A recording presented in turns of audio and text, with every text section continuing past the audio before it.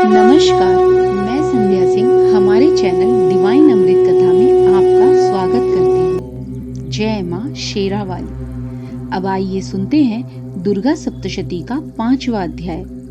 महर्षि मेधा ने कहा, पूर्व काल में शुम्भ निशुम्भ नामक असुरों ने अपने बल के मद से इंद्र का त्रिलोकी का राज्य और यज्ञों के भाग छीन लिए और वह दोनों इसी प्रकार सूर्य, चंद्रमा, धर्मराज और वरुण के अधिकार भी छीनकर स्वयं ही उनका उपयोग करने लगे। वायु और अग्नि का कार्य भी वही करने लगे और इसके पश्चात उन्होंने जिन देवताओं का राज्य छीना था उनको अपने अपने स्थान से निकाल दिया। इस तरह से अधिकार छीने हुए दैत्यों तथा दैत्यों द्वारा निकाले हुए देवता अपराजिता देवी का स्मरण करने लगे कि देवी ने हमको वर दिया था कि मैं तुम्हारे संपूर्ण विपत्तियों को नष्ट करके रक्षा करूंगी। ऐसा विचार कर सब देवता हिमालय पर गए और भगवती विष्णु माया की स्तुति करने लगे। देवताओं ने कहा, देवी को नमस्कार है, शिव को नमस्कार है, प्रकृति और भद्रा को नमस्कार है। हम लोग रौद्र, नित्या और गौरी को नमस्कार करते हैं। ज्योत्स्नामयी, चंद्र रूपिणी व सुख रूपा देवी को निरंतर नमस्कार है। शरणागतों का कल्याण करने वाली बुद्धि और सिद्धि रूपा देवी को हम बार बार नमस्कार करते हैं और नेतृत्वी राजाओं की लक्ष्मी तथा सर्वाणी को नमस्कार है। दुर्गा को, दुर्ग स्थलों को पार करने वाली दुर्गपारा को, सारा, सर्वकारिणी, ख्याति, कृष्ण और ग्रुम देवी को सदैव नमस्कार है। अत्यंत सौम्य तथा अत्यंत रौद्र रूपा को हम नमस्कार करते हैं। उन्हें हमारा बारंबार प्रणाम है। जगत की आधारभूत कृति देवी को बार बार नमस्कार करते हैं। जिस देवी को प्राणी मात्र विष्णु माया कहते हैं उनको नमस्कार है, उनको नमस्कार है, उनको बारंबार नमस्कार है। जो देवी संपूर्ण प्राणियों में चेतना कहलाती है उनको नमस्कार है, उनको नमस्कार है, उनको बारंबार नमस्कार है। जो देवी संपूर्ण प्राणियों में बुद्धि रूप से स्थित है उनको नमस्कार है, उनको नमस्कार है, उनको बारंबार नमस्कार है। जो देवी सब प्राणियों में निद्रा रूप से विराजमान है उनको नमस्कार है, उनको नमस्कार है, उनको बारंबार नमस्कार है। जो देवी संपूर्ण प्राणियों में क्षुधा रूप से विराजमान है उनको नमस्कार है, उनको नमस्कार है, उनको बारंबार नमस्कार है। जो देवी संपूर्ण प्राणियों में छाया रूप से स्थित है उनको नमस्कार है, उनको नमस्कार है, उनको बारंबार नमस्कार है। जो देवी सब प्राणियों में शक्ति रूप से स्थित है उनको नमस्कार है, उनको नमस्कार है, उनको बारंबार नमस्कार है। जो देवी संपूर्ण प्राणियों में तृष्णा रूप से स्थित है उनको नमस्कार है, उनको नमस्कार है, उनको बारंबार नमस्कार है। जो देवी सब प्राणियों में शांति रूप से स्थित है उनको नमस्कार है, उनको नमस्कार है, उनको बारंबार नमस्कार है। जो देवी सब प्राणियों में जाति रूप से स्थित है उनको नमस्कार है, उनको नमस्कार है, उनको बारंबार नमस्कार है। जो देवी सब प्राणियों में लज्जा रूप से स्थित है उनको नमस्कार है, उनको नमस्कार है, उनको नमस्कार है। जो देवी संपूर्ण प्राणियों में श्रद्धा रूप से स्थित है उनको नमस्कार है, उनको नमस्कार है, उनको बारंबार नमस्कार है।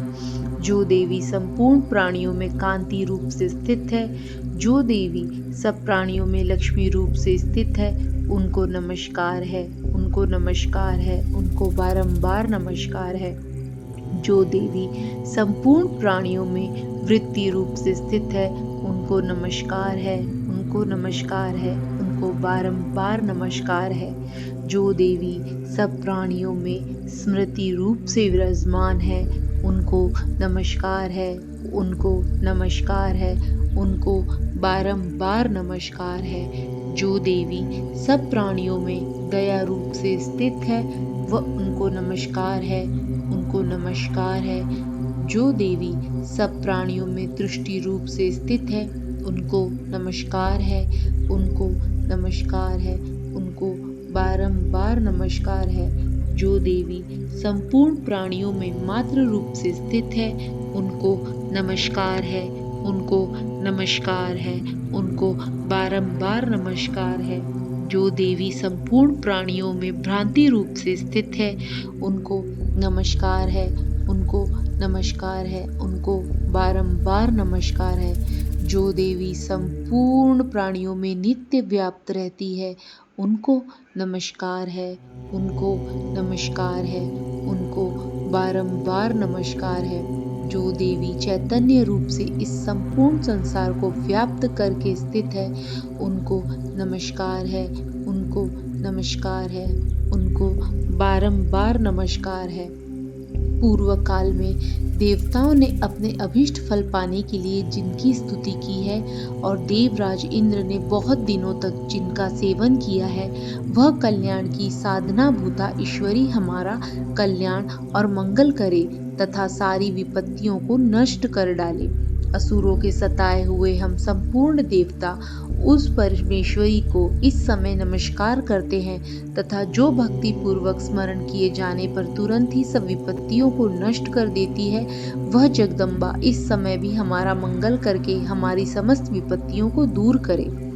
महर्षि मेधा ने कहा, हे राजन, इस प्रकार जब देवता स्तुति कर रहे थे तो उसी समय पार्वती देवी गंगा में स्नान करने के लिए आई। तब उनके शरीर से प्रकट होकर शिवा देवी बोली, शुंभ दैत्य के द्वारा स्वर्ग से निकले हुए और निशुंभ से हारे हुए यह देवता मेरी स्तुति कर रहे हैं। पार्वती के शरीर से अंबिका निकली थी, इसीलिए उनको संपूर्ण लोक में कौशिकी कहते हैं। कौशिकी के प्रकट होने के पश्चात पार्वती देवी के शरीर का रंग काला हो गया और वह हिमालय पर रहने वाली कालिका देवी के नाम से प्रसिद्ध हुई। फिर शुंभ और निशुंभ के दूत चंडमुंड वहां आए और उन्होंने परम मनोहर रूप वाली अंबिका देवी को देखा। फिर वह शुंभ के पास जाकर बोले, महाराज, एक अत्यंत सुंदर स्त्री हिमालय को प्रकाशित कर रही है। वैसा रंग रूप आज तक हमने किसी स्त्री में नहीं देखा। हे असुरेश्वर, आप यह पता लगाएं कि वह कौन है और उसको ग्रहण कर लें। वह स्त्री स्त्रियों में रत्न है। वह अपनी कांति से दशों दिशाओं को प्रकाशित करती हुई वहां स्थित है, इसीलिए आपका उसको देखना उचित है। हे प्रभु, तीनों लोकों के हाथी, घोड़े और मणि इत्यादि जितने रत्न हैं, वह सब इस समय आपके घर में शोभायमान है। हाथियों में रत्न रूप ऐरावत हाथी और उच्चैश्वा नामक घोड़ा तो आप इंद्र से ले आए हैं। हंसों द्वारा जीता हुआ विमान जो कि ब्रह्मा जी के पास था, अब भी आपके पास है। और यह महापद्मा नामक खजाना आपने कुबेर से छीना है। समुद्र ने आपको सदा खिले हुए फूलों की किंजलकिनी नामक माला दी है। वरुण का कंचन की वर्षा करने वाला छत्र आपके पास है। रथों में श्रेष्ठ प्रजापति का रथ भी आपके पास ही है। हे दैतेंद्र, मृत्यु से उत्तराकृत नामक शक्ति भी आपने छीन ली है और वरुण का पाश भी आपके भ्राता निशुंभ के अधिकार में है। और जो अग्नि में न जल सके, ऐसे 2 वस्त्र भी अग्निदेव ने आपको दिए हैं। हे दैत्यराज, इस प्रकार सारी रत्न रूपी वस्तुएं आप संग्रह कर चुके हैं, तो फिर आप यह कल्याणकारी स्त्रियों में रत्न रूप अनुपम स्त्री आप क्यों नहीं ग्रहण करते? महर्षि मेधा ने बोले, चंडमुंड का यह वचन सुनकर शुंभ ने विचार की सुग्रीव को अपना दूत बनाकर देवी के पास भेजा जाए। प्रथम उनको सब कुछ समझा दिया और कहा कि वहां जाकर तुम उनको अच्छी तरह से समझाना और ये उपाय करना जिससे वह प्रसन्न होकर तुरंत मेरे पास चली आए। भली प्रकार समझाकर कहना। दूत सुग्रीव पर्वत के उस रमणीय भाग में पहुंचा जहां देवी रहती थी। दूत ने कहा, हे देवी, दैत्यों का राजा शुंभ जो इस समय तीनों लोकों का स्वामी है, मैं उसका दूत हूँ और यहाँ तुम्हारे पास आया हूँ। संपूर्ण देवता उनकी आज्ञा एक स्वर से मानते हैं। अब जो कुछ उनने कहा भेजा है वह सुनो। उन्होंने कहा है, इस समय संपूर्ण त्रिलोकी मेरे वश में है और संपूर्ण यज्ञों के भाग को पृथक पृथक मैं ही लेता हूँ और तीनों लोक में जितने श्रेष्ठ रत्न हैं वह सब मेरे पास है। देवराज इंद्र का वाहन ऐरावत मेरे पास है जो मैंने छीन लिया है। उच्चैश्रवा नामक घोड़ा जो क्षीर सागर मंथन करने से प्रकट हुआ था, उन्हें देवताओं ने मुझे समर्पित किया है। हे सुंदरी, इसके अतिरिक्त और भी जो रत्नभूषण पदार्थ देवताओं के पास थे वह सब मेरे पास है। हे देवी, मैं तुम्हें संसार की स्त्रियों में रत्न मानता हूँ क्योंकि रत्नों का उपभोग करने वाला मैं ही हूँ। हे चंचल कटाओं वाली सुंदरी, अब यह मैं तुम पर छोड़ता हूँ कि तू मेरे या मेरे भाई महाक्रमी निशुंभ की सेवा में आ जाए। यदि तू मुझे वरेगी तो तुझे अतुल महान ऐश्वर्य की प्राप्ति होगी। अतः तुम अपनी बुद्धि से यह विचार कर मेरे पास चली आओ। महर्षि मेधा ने कहा, दूत के ऐसा कहने पर संपूर्ण जगत का कल्याण करने वाली भगवती दुर्गा मन ही मन मुस्कुराई और इस प्रकार कहने लगी। देवी ने कहा, हे दूत, तू जो कुछ कह रहा है वह सत्य है और इसमें किंचित मात्र भी झूठ नहीं है। शुंभ इस समय तीनों लोकों का स्वामी है और निशुंभ भी उसी की तरह पराक्रमी है, किंतु इसके संबंध में मैं जो प्रतिज्ञा कर चुकी हूँ उसे मैं कैसे झुठला सकती हूँ। अतः तू मैंने जो प्रतिज्ञा की है उसे सुन। जो मुझे युद्ध में जीत लेगा और मेरे अभिमान को खंडित करेगा तथा बल में मेरे समान होगा, वही मेरा स्वामी होगा। इसीलिए शुंभ अथवा निशुंभ यहाँ आए और युद्ध में जीतकर मुझसे विवाह कर ले। इसमें भला देर की क्या आवश्यकता है। दूत ने कहा, हे देवी, तुम अभिमान में भरी हुई हो, मेरे सामने तुम ऐसी बात न करो। इस त्रिलोकी में मुझे तो ऐसा कोई दिखाई नहीं देता जो कि शुंभ और निशुंभ के सामने ठहर सके। हे देवी, जब अन्य देवताओं में से कोई शुंभ व निशुंभ के समान युद्ध में ठहर नहीं सकता, तो तुम जैसी स्त्री उनके सामने रणभूमि में ठहर कैसे सकोगी। जिन शुंभ आदि असुरों के सामने इंद्र आदि देवता नहीं ठहर सके, तो फिर तुम अकेली स्त्री उनके सामने कैसे ठहर सकोगी।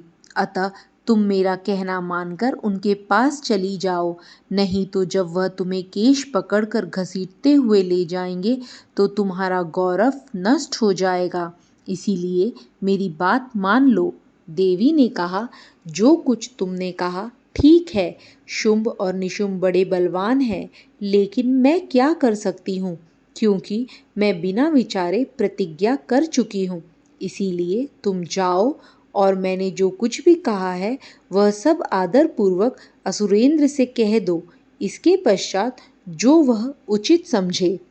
इस प्रकार श्री मार्कंडेय पुराण में सार्वजनिक कथा के अंतर्गत देवी महात्म्य में 5वां अध्याय पूरा हुआ।